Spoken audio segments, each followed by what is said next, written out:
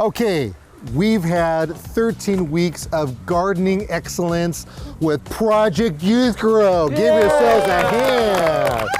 Boy, I'll tell you, it seems like it took a really long time, but it was a lot of fun from start to finish. And the only way that we were able to make this whole thing come together was with the cooperation of this guy to my left, to your right, Mr. Steve List. Yes. Thank you very much. I appreciate the fact. I want to thank Nick Federoff for asking us to do this. So let's go ahead and give Nick a power clap. 1, 2, 3. Woo! Whoa!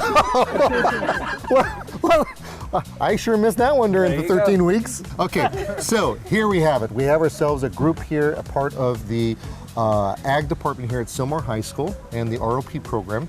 And you guys have this great facility over here. How did this all come to be in your tenure? Well, I came here about 8 years ago, and I was brought on board to add to the program that really wasn't here. So we actually rejuvenated an existing program that was kind of neglected over the years. I came in with the vision of having a full functioning nursery where we can grow products and donate them to other schools, community gardens, low-income families. And now we have, and our chickens too, and now we have a functioning nursery. We probably donated over 1,000 flats of vegetables this year alone. Wow, that's quite a bit. And if you figure that, just tomatoes by themselves, one tomato plant will give you anywhere between 40 to 70 pounds of tomatoes, and that's in the mix of what you do. That's a lot of food. A lot of food. A lot of food. Okay, guys, we learned a lot of things this last season over here from start to finish.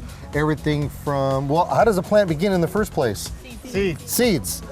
Or sets, but they have to be planted by seeds first, right? In order for them to get to the sets. And then from there, we have to, once we have our seeds and we have our sets, we got to find a place to grow them. A location, that's right. Location. Yeah. So we have the location. Once we have the location, we need to, and the location is all predicated on whether the plant can grow in the sun or the shade. Most plants like to grow in what though? In the sun, but you can grow them in the shade if they're really large leafed plants for the most part, but you want to make sure that that shade is typically afternoon shade, and hopefully it'll get morning sun at the very least. Deep shade, just not really going to happen for a lot of our plants. Okay, so once we have all the shade activity going, I mean not the shade, the sun activity, the plants are growing, we get insects. What do? Freak out. You'll figure it out. Yeah.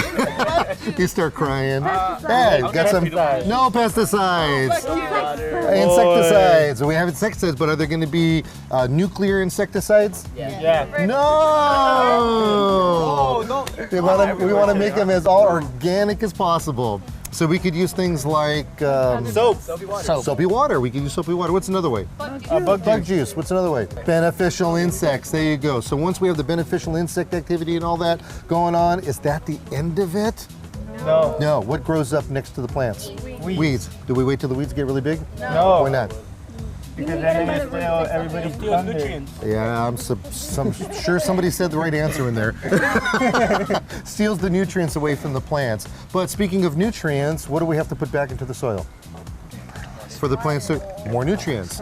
Give me a form of nutrients that we want to give them. Organic. Oh, the type of oil. Bone meal. What else? Blood meal. Fish. Okay, yeah. So we put all these. I've been giving this guy the answers the whole time. He's like a deer in headlights. We end up giving them the fish. They start growing. Once the plants start growing, we realize that there's a lot of nutrients inside them. Once the plants grow, and we have to get them out of the ground. What's that process called? Harvesting. So we get them out of the ground by harvesting them, and we make something with it. What do we make with all the vegetables? Salads. Food. Caesar salads. What else did we make? What? Kimchi roll. Yeah, you're making that up. You know, I'm sorry. Yeah, kimchi. We make kimchi out of it. Kind of like a little roll Smoothie type of thing.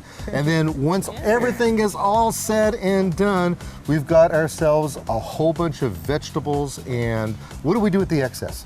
Give it away. Give it away. Why do we give it away? Because other people need it.